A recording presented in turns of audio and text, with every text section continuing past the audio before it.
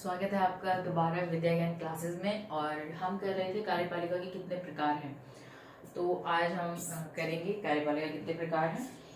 3 प्रकार हैं जो आपकी बुक में दिए गए हैं, 3 प्रकार। तो वही देखेंगे आज हम।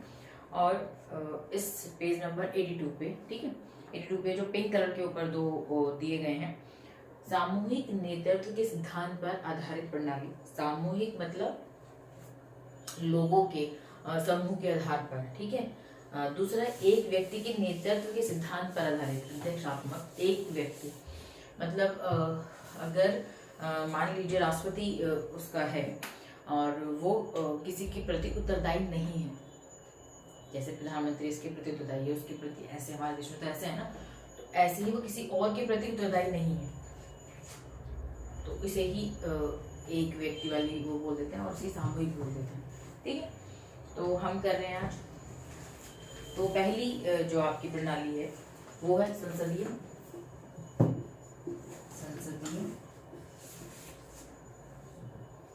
प्रणाली,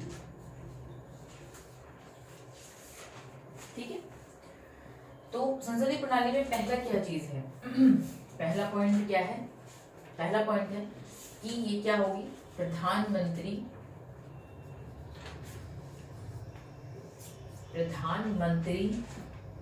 क्या होगा, सरकार का प्रधान होगा फर्स्ट। नेक्स्ट क्या है इसका, प्रधानमंत्री और मंत्री परिषद के पास शक्तियां होंगी। प्रधानमंत्री और मंत्री परिषद के पास शक्तियां होंगी। और क्या है, राष्ट्रपति या राजा, राष्ट्रपति या राजा, इसको बल देती हूँ। थर्ड पॉइंट, इसी का थर्ड पॉइंट है, राष्ट्रपति या राजा औपचारिक होंगे। औपचारिक मतलब नाम मात्र के, उनकी इतनी कोई खास शक्तियां नहीं होंगी, इस टाइप में औपचारिक होंगे, ठीक है। नेक्स्ट, संसदीय व्यवस्था समझ में आ गई।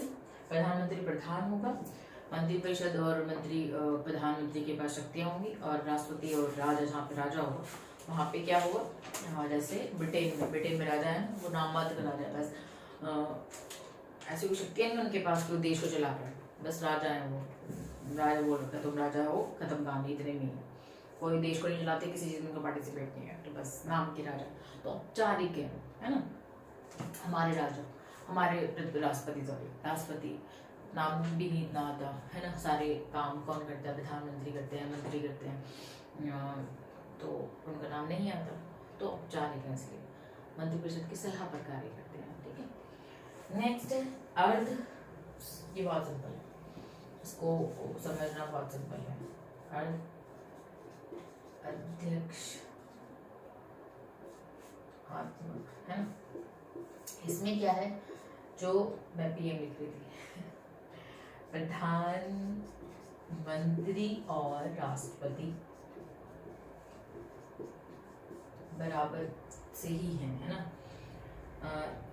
दोनों दैनिक कार्यों में, दोनों क्या है, दैनिक, ये आपकी बुक की लाइन है, मैं अपनी तरफ से कुछ लाइन अपने आप से कुछ क्वेश्चन नहीं बना रही हूँ, ना कुछ कर रही हूँ, ना कुछ लिख रही हूँ, ये सिर्फ आपको आपकी बुक में मिलेंगे। मैंने आपकी बुक की लाइन ही एज इट इज उठाई है, इसीलिए नोट करके देख के लिख रही हूँ, क्योंकि जब मैं आपको अपनी तरफ लिखूँगी तो मेरे शब्द होंगे, मेरी लाइन होगी और मेरा तरीका होगा, बट मैं चाह रही हूँ कि आपकी ही बुक की लाइन हो, जो ज़्यादा अच्छा है ना।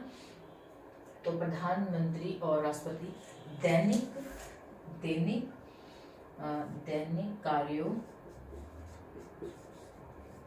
कार्यों के संपादन में इम्पोर्टेंट महत्वपूर्ण शक्तियां हैं, उनकी दैनिक कार्यों में महत्वपूर्ण शक्तियां हैं। तो दोनों की महत्वपूर्ण शक्तियां हैं, और हम बुक में जब एग्जाम्पल्स पढ़ेंगे उसमें पढ़ेंगे, जरूरी नहीं है कि एक ही दल के हो, अलग अलग दल के भी हो सकते हैं। प्रधानमंत्री किसी और पार्टी का हो सकता है, ये किसी और का हो सकता है, ये भी हो सकता है। इसमें ये दिक्कत रहती है, फिर इनकी आपस में नहीं बनते, इनकी हर बात में क्लैश हो रहे हैं, ये होता है। बट वो अपनी अलग जगह है, बट ऐसा अपनी दोनों की शक्तियाँ हैं, अर्ध इसलिए आधी आधी। नेक्स्ट है अध्यक्षात्मक, है ना।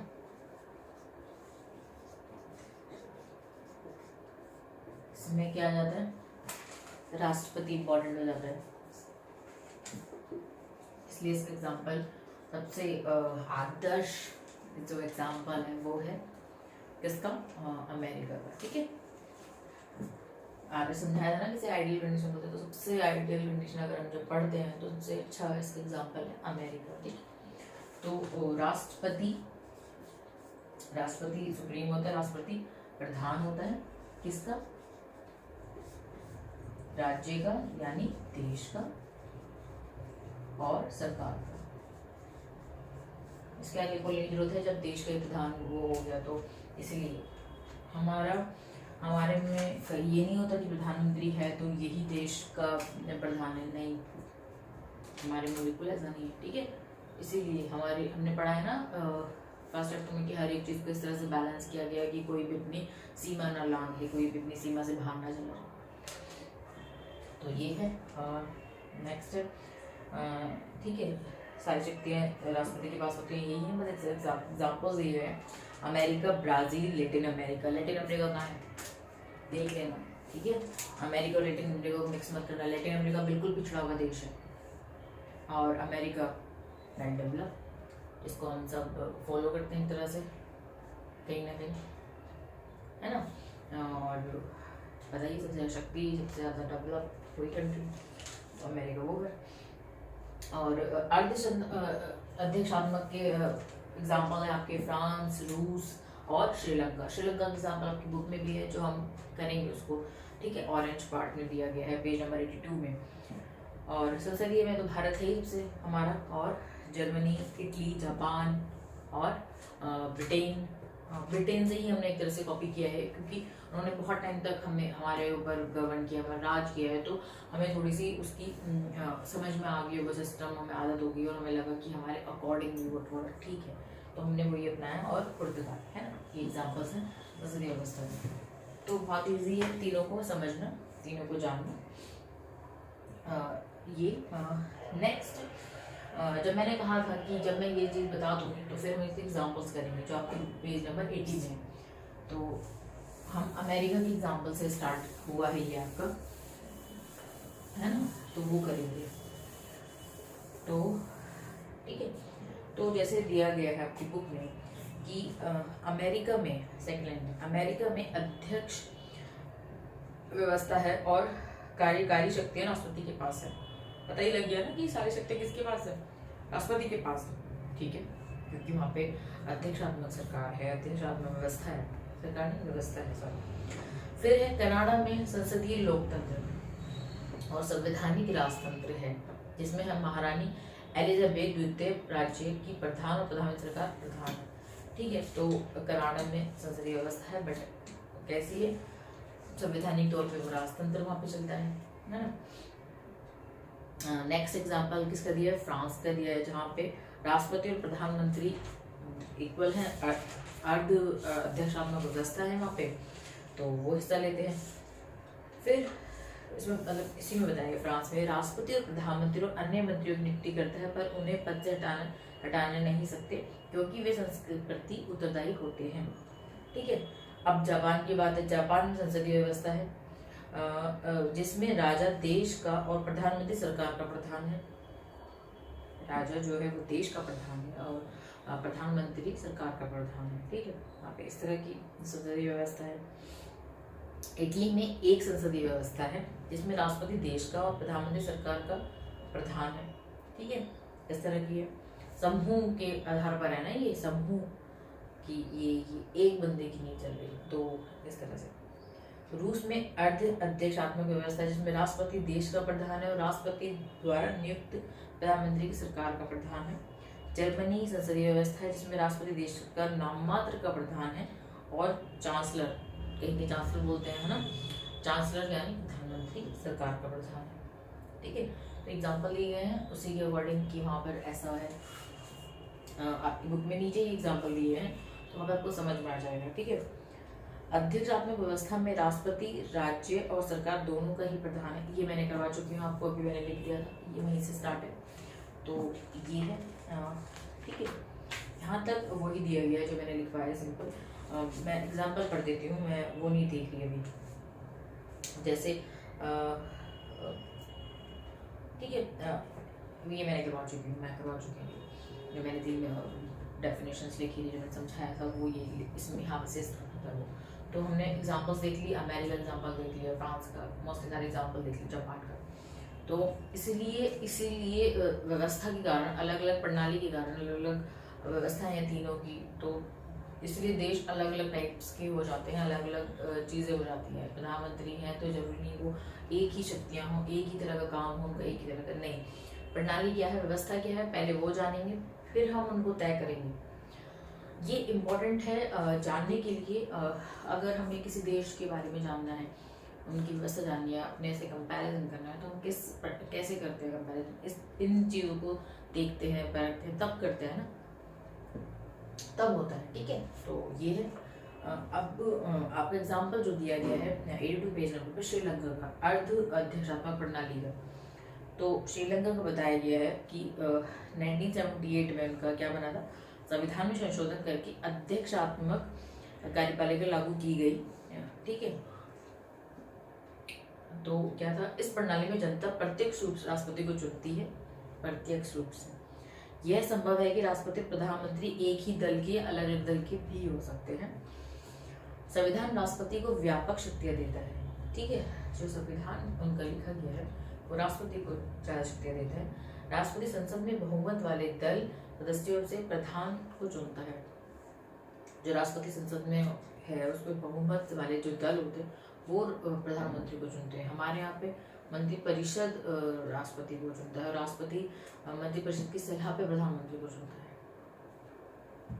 ठीक है ना। राष्ट्रपति मंत्रिपरिषद तो पहले से तय हो जाता है, तो एक तरह से राष्ट्रपति इन्हीं की सलाह पे कार्य करता है हमारे में, ऐसा है। तो राज्य का निर्वाचन प्रधान और सशस्त्र सेनाओं का प्रधान सेनापति होने के अतिरिक्त राष्ट्रपति सरकार का भी प्रधान होता है। हमारे में भी सेना का प्रधान राष्ट्रपति है, यहाँ पे भी, ठीक है। और सरकार का भी प्रधान वही होता है, राष्ट्रपति 6 वर्ष के लिए, 5 वहाँ पे 6, अमेरिका में भी 6, ठीक है। उसे संसद की कुल सदस्य संख्या के 2/3 बहुमत पारित प्रस्ताव द्वारा हटाया जा सकता है, विशेष बहुमत जिसे हम कहते हैं। यदि यह प्रस्ताव संसद में कम से कम ये बताया गया है। तो श्रीलंका के राष्ट्रपति और प्रधानमंत्री की स्थिति भारत से कुछ कैसे भिन्न है ये बताओ, और बताया गया। तो देख रहे हैं कैसे भिन्न है, किस तरह से वहाँ की व्यवस्था है, इसलिए भिन्न है। वहाँ के राष्ट्रपति किस तरह से है, वहाँ के प्रधानमंत्री किस तरह से है, वहाँ की टाइम ड्यूरेशन अलग है, तो प्रणाली के आधार पे हर चीज़ अलग हो जाती है। तो यही देखेंगे अगले में, क्योंकि हम चीज़ें अच्छे से कर रहे हैं, थोड़ा समझ के कर रहे हैं, इसीलिए थोड़ा टाइम दे रहे हैं। भारत में संसदीय कार्यपालिका, अब ये पढ़ेंगे। हमने अभी तीनों प्रणाली पढ़ ली, हम भारत के कॉन्टेक्स्ट में पढ़ रहे हैं, भारत का संविधान बुक का नाम है, तो हम उसी कॉन्टेक्स्ट में पढ़ेंगे। तो हम पढ़ेंगे भारत में संसदीय कार्यपालिका, ठीक है। फिर राष्ट्रपति जो बताया गया था, और राष्ट्रपति से आपको बहुत सारी चीज़ें क्लियर होंगी कि हमारी राष्ट्रपति किस तरह से है, वो कैसे कार्य करती है, मंत्रिपरिषद है, फिर मतलब प्रधानमंत्री क्या है, और स्थायी कार्यपालिका क्या है, जो मैंने आगे बताया था उनके बारे में, वो कैसे काम करती है। तो संसदीय व्यवस्था करेंगे और संसदीय व्यवस्था करेंगे ना, इसमें फिर अगले में राष्ट्रपति करेंगे, ऐसे करेंगे। ज़्यादा से ज़्यादा 1 या 2 टॉपिक से ज़्यादा नहीं लूँगी, ताकि हम अच्छे से कवर अप कर पाएँ, अच्छे से कर पाएँ, ठीक है। तो अगले में संसदीय व्यवस्था करेंगे, भारत की संसदीय व्यवस्था, पहले भारत की समझ लेंगे, फिर देशों की समझेंगे, ठीक है। तो आज के लिए इतना ही। Thank you, goodbye, take care.